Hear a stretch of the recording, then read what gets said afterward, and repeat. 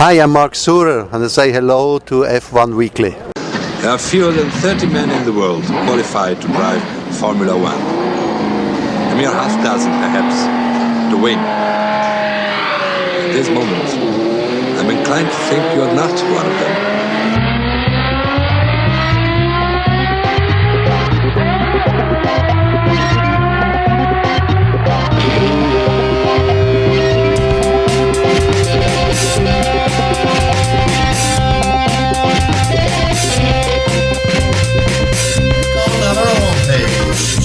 No, you want to. Keep up the good work, Stephen, and there you have it. There you go. Hello, this is Desiree for F1weekly.com. I'm your in-depth correspondent. Let's go with the qualifying, Steve. Welcome to F1weekly.com. My name is Clark Rogers. I'm the host of the program. I'll be joined by Nasser Hamid, my co-host. This is podcast number 821, February 24th. 2020. Nasser? Thank you, sir. I say Toto in total control in preseason testing, round 1. Das is the surprise in España. Now back to Senor Rogers, the Don Quixote of podcasting. Thank you, Nasser. On today's program, is Mercedes cheating with DAS? Ferrari, possibly third best, maybe. Ocon impresses with the Renault. And Racing Point simply copies the Merc. And we need your contributions to keep this program on the air. Just click on the Support F1 Weekly tab. You know you want to. Nas, welcome to the studio. How are you? I am doing very good. Thank you for asking. Life is very good. And let's start with some good news because a lot of people are very concerned, myself included. And the good news is Ryan Newman is home after walking out of the hospital with his 2 daughters. Very happy to see that, and testament to how far safety has come in motor racing.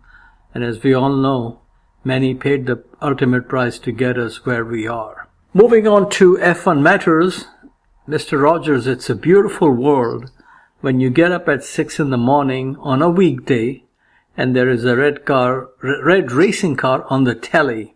So it was definitely a wonderful day in the hood. Obviously, I can only speak for myself, but I'm sure I'm not the only one feeling super excited about the Formula One season coming soon to a park in land down under. What say you, sir? It was exciting. It was wonderful. Sort of. And then the caca hit the fan. So this DAS thing is really blowing everybody's minds. I mean, not just in Formula One, but in all racing. Everybody's talking about it. Mercedes is getting a hell of a lot of free advertising out of this. Well, I wouldn't call it free, but let's put it this way. This is a coup. This is big, even if it doesn't help them, even if it's just a gimmick, but I think it will. And before we discovered DAS, they came out of the box dominating. So I hate to say it, but I told you so. That is true, sir, and DAS is for double-axis steering. This got the paddock percolated, just like you are right now. Not surprisingly, Christian Horner and Dr. Marco wasted no time in saying it was illegal. Sepp called it running with flip-flops. Mercedes even arranged a press conference where both Lewis and technical boss man James Allison were asked about the system. And James Allison was, sitting there and smiling and shaking his boot and looking very confident. Allison is adamant the system is legal and had the blessing of FIA. Now, of course, he would not give much info on how the system works and what the benefits will be, but Bottas later said that he had known of the system for many months, which I assume would be the case with FIA also. Obviously, a big behemoth like Daimler-Benz has the resources and technology to perfect the system before installing in a 200 miles per hour vehicle. They were also behind in developing the Hans device. And this is where, it's very hard to compete with companies like Mercedes-Benz and Ferrari. Apparently, this will help on tracks with long straights. So let's see how the car will perform at tracks like Montreal, Baku, and Monza. Now, interestingly, this is the only season Mercedes can make use of this new trick system. as the regulations for after 2021 will not allow such systems. So I have a feeling that maybe Mercedes presented this thing to FIA and they just could not ban this thing with the current regulation. So they basically have a free pass for this season. And everybody's copying somebody in Formula One at some stage of the season. So we'll have to see how this thing will work out. Now the real question is, could this be another lucky hand Lady Luck has bestowed upon LCH? 7 lucky championships are just a game away. We shall see, and time will tell. I believe there's still some problems, and especially when you bring up Parc Fermé, because there cannot be any changes once qualifying starts to a car's setup. But if their steering system dual access, that means it's always changing. And that cannot be legal, period, in 2020. That's my personal opinion, but I believe that Perry Mason will come out and destroy them. Well, Clark Whiting has laid down the law, I guess, for Toto. Okay, sir, shall we talk about the pink Mercedes, also known as the Racing Point team, is also being called by some smarty pants as Tracing Point. What's your take on that? It's beautiful, but you know what? You cannot tell a lie when it's a complete copy, but why not? I mean, if you're going to copy the winning team. Yes, sir. I agree. The Racing Point 2020 Challenger is very similar to the 2019 Silver Mercedes. According to the team, which is Racing Point, they have been developing this car since last May in Mercedes wind tunnel. Of course, they also use Mercedes engines, gearbox, and suspension, so why not the front nose and the side parts? Men from Racing Point declared, you want to be inspired by the winning design and not by designs at the back of the grid, something you just mentioned. Now, Haas F1's Günther Steiner was not pleased with the similarity to the championship-winning car from last season. One must keep in mind, in the past, Force India and Racing Point were very critical of Haas F1 business model. So I say welcome to the new era of Formula One. On the other hand, Franz Tost of AlphaTauri has said they will borrow as much as they can from Mothership as rules will allow. And talking of AlphaTauri, previously known as Toro Rosso, I think they have the best livery in the business, which looks very, very cool. I think this trend of copying others' cars, this is nothing new, but I think this is going to become business as usual. Pretty soon we're going to have half the field with new cars and half the field copied from last year's car. Not sure if this is good for Formula One, but at least it got people talking. Okay, now, sir, we have to talk about Renault. I don't know what you think about it, but man, I love that black Spider that Renault has brought to Barcelona. I just hope they keep this color scheme, and apparently there is a petition from Renault fans that they should keep this paint scheme. A very skinny nose, unlike most of the teams, and veteran F1 journalist Mark Hughes joked the inspiration for skinny nose probably came from Esteban Ocon's legs. He was faster than Honey Badger between the two Renault drivers. Ocon's best time was 1 minute 17.102, which was 4th fastest time of session. Ricciardo finished the test session 10th fastest with the time of 1:17.574. You know, interestingly, I heard that he told reporters in Barcelona that he is taking calls regarding the 2021 season. Looks like romance at Renault is reaching the sayonara stage already. If the team is sending Ocon is faster than you message on a regular basis, then it will be time to contact the local U-Haul office. Your thoughts on how the Renault looks, sir? Oh, I liked it. I thought the Renault looked fantastic. I thought Ocon did great, but let's not judge anything in testing. Don't forget, Ferrari looked really quick last year. Well, last year they were dominating, and then things really turned out. And let me just go to my notes here for Ferrari. One moment, please. I say Binotto on the back foot.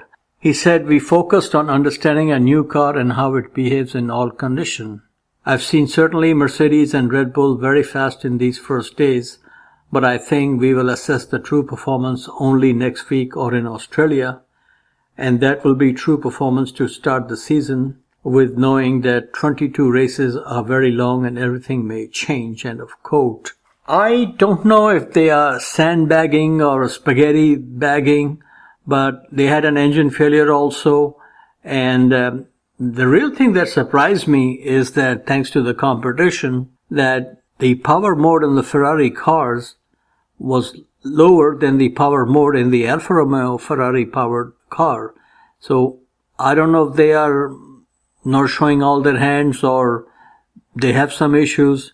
But I think by the third round of the season, we'll have a very good idea which way this season is going, and then it will be an issue of, competition trying to catch up. Very, very true. I agree with you. Like I said, let's not jump the gun. Things are very fluid at the moment. Things are very fluid, yes. And then we have in a few days the second and final test session coming up. So that should be interesting.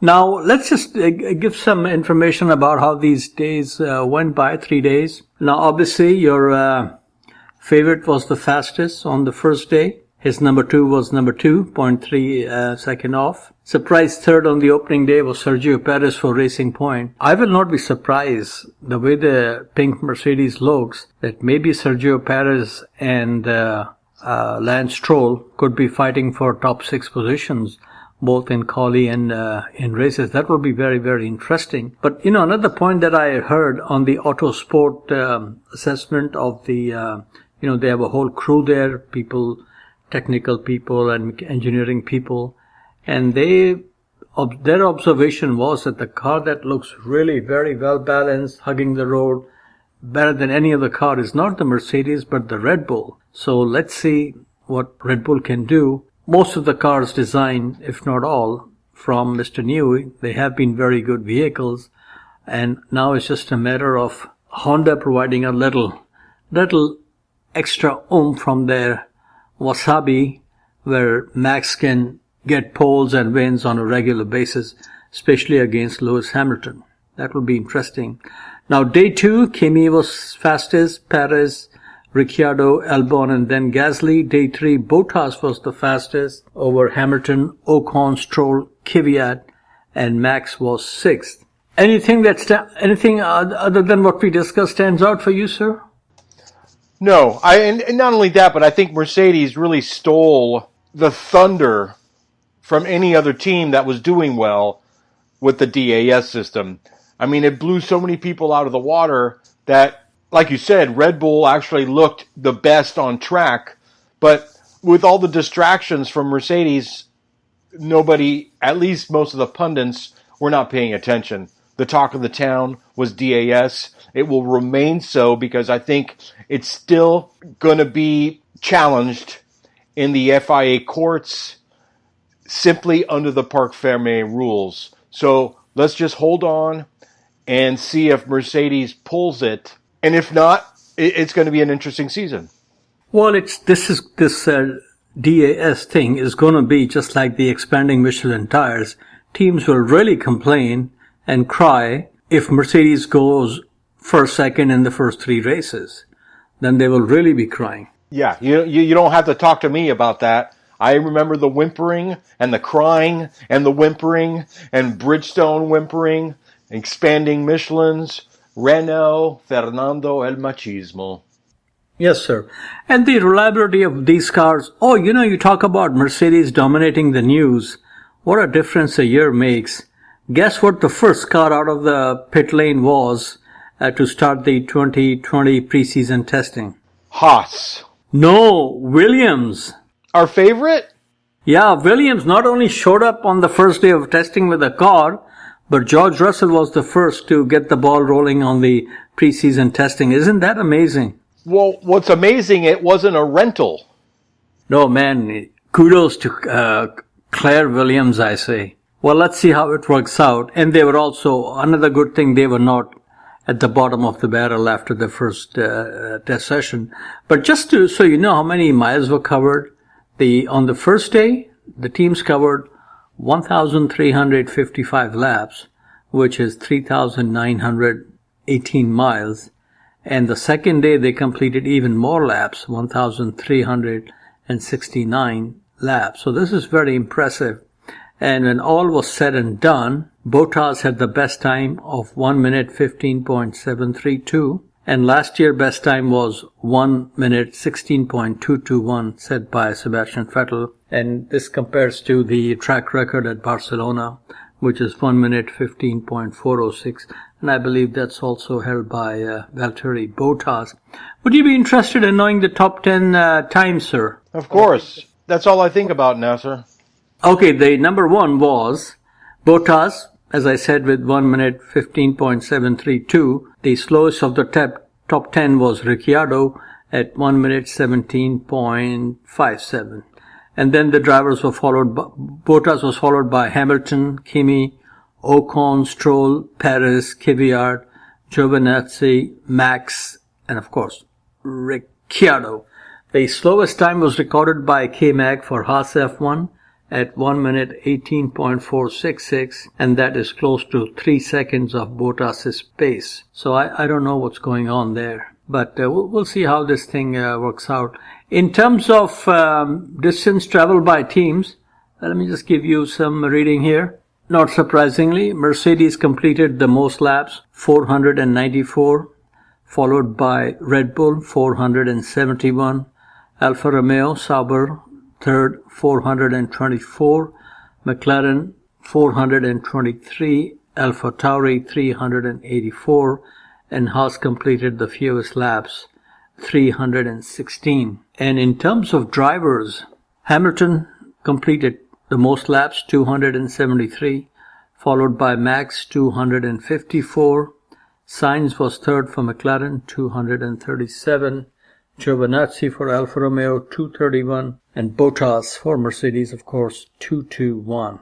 So, sir, this is looking to be a very good season, very good preseason testing developing with all the hoo-ha over DAS, and let's see what else comes up. And it's nice to see some teams like Renault taking a different route than looking like all other cars. So I do like some changes, and hopefully we'll have even more in 2021. Very good, Nasser. Outstanding. Why don't we take a quick break and we'll be back with Motorsports Mondial after this brief message. Our shout-outs last week. Let's get through them now. The podcasters at F1weekly.com.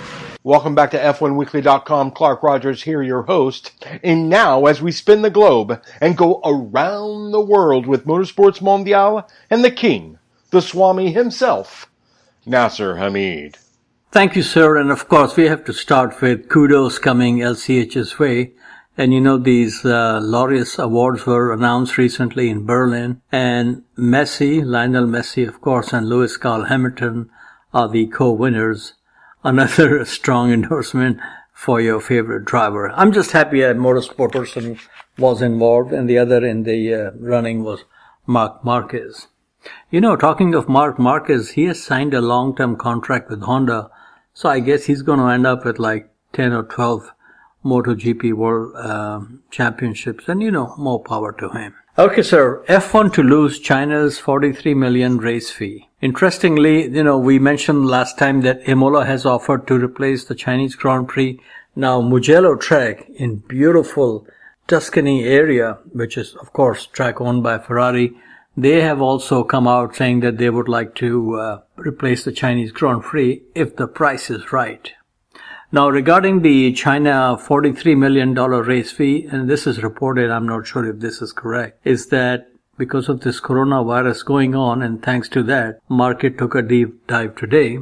They are saying that this race, since it's being cancelled due to force majeure, the promoter Just Sports Group may be subject to a refund of the race fee it paid to Liberty Media.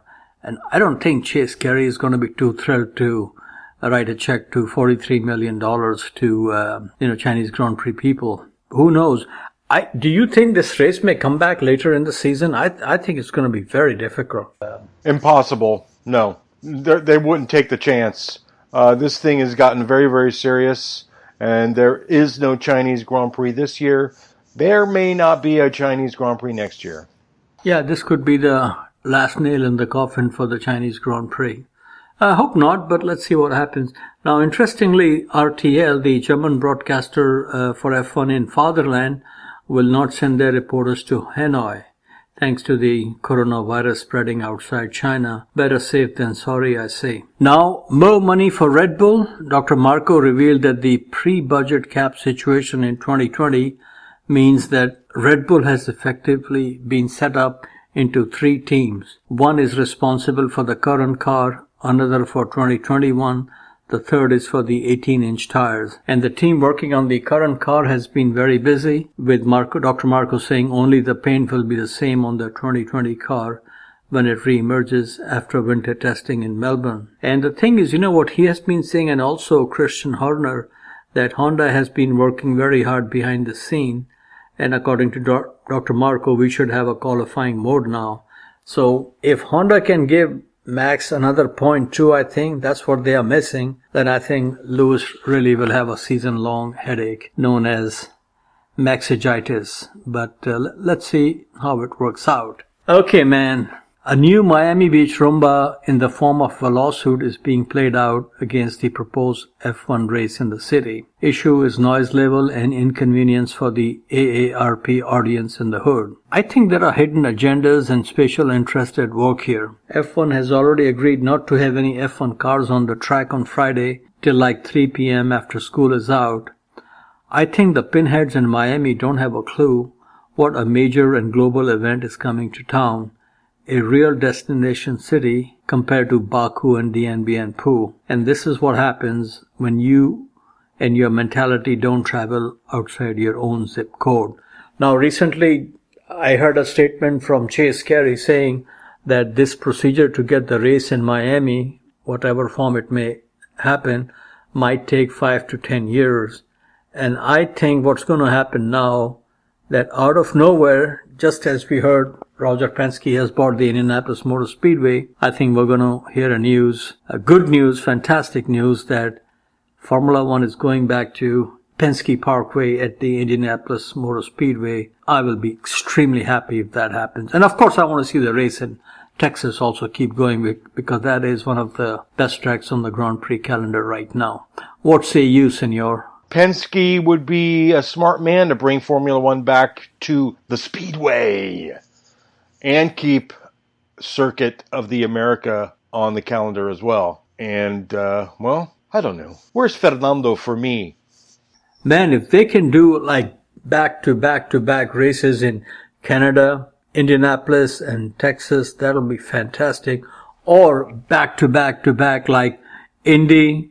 Remember, Grand Prix used to be in September, do their race in September in Indianapolis, then in Texas, and then a week later in Mexico. That'll be fantastic. Okay, sir, talking of Formula One, we will have a F1 festival on March 29th in Johannesburg, South Africa. Bottas and Coulthard will drive Mercedes and Red Bull cars respectively. And surprisingly, also making an appearance in his 1979 championship-winning Ferrari will be local driver Jody Scheckter. Next, we move on to WEC, World Endurance Championship. They were racing at COTA, Circuit of the Americas in Austin, Texas. They got this, balance of power or the equalization thing they do in racing.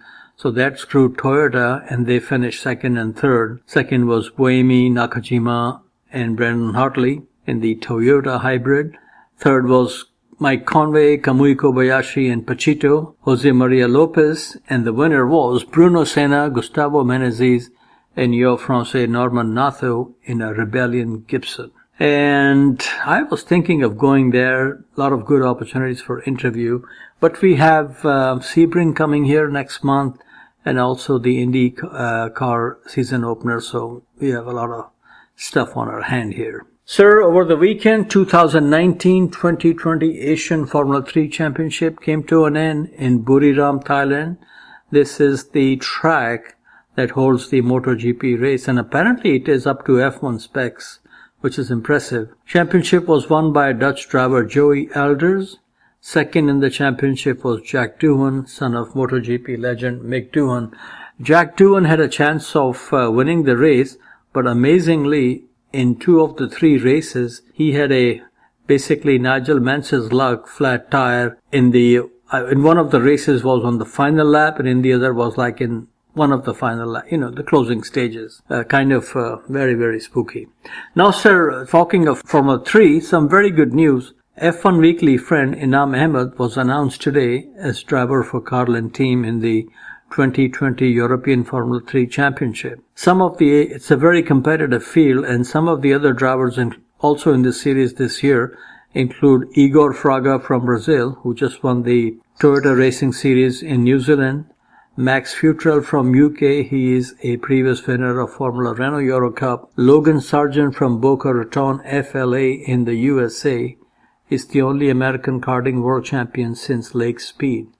And that Lake Speed was like in the early 80s or something like that. Jack Doohan will also race here. Enzo Fittipaldi, Matteo Nannini, nephew of Alessandro Nannini, and David Schumacher will also be in the Formula 3 Championship. And of course, he is the bambino of Ralf Schumacher. And sir, this is of much, much interest to me, especially with my job coming to an end in the next few days, and I will be a free bird. There is a test session of Formula 3 scheduled for April 14 and 15 at Hungaroring, and I'm checking diligently with Delta, Lufthansa, and British Airways if free seats are available to Budapest. And if they are, Moa will be there, and if they are not, then I will still try to get there and see what we can do. Next, sir, your favorite series, NASCAR. Joey Logano won the Vegas event for Mr. Penske. So Penske is winning everywhere, on and off the track. And finally, sir, famous last words. Today they come from Adrian Newey on the 2021 regulations. And he's not too thrilled, saying, these new ones for 2021 are very restrictive and prescriptive, and I think that is an awful shame. It makes it a little bit GP1, which is not what I think Formula 1 should be. End of quote. Well, we already had a GP2 engine. Now we're going to have a GP1 car also in Formula 1. I like it. This could be Fernando's big chance. In which series? GP1. You think so? GP1. Oh, yes. Or maybe he could just be the announcer.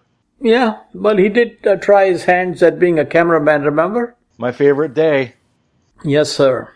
So, sir, Mr. Rogers, March is going to be a very interesting month. We have IndyCar season opener here, and they have a lot of support races, Indy Lights, US Formula 2000, and most likely the US Formula 4 also. And the Sebring is what they call a Super Sebring.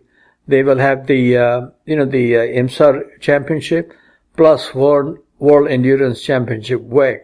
I think that race is on Saturday. So I will camp out at Sebring for a few days.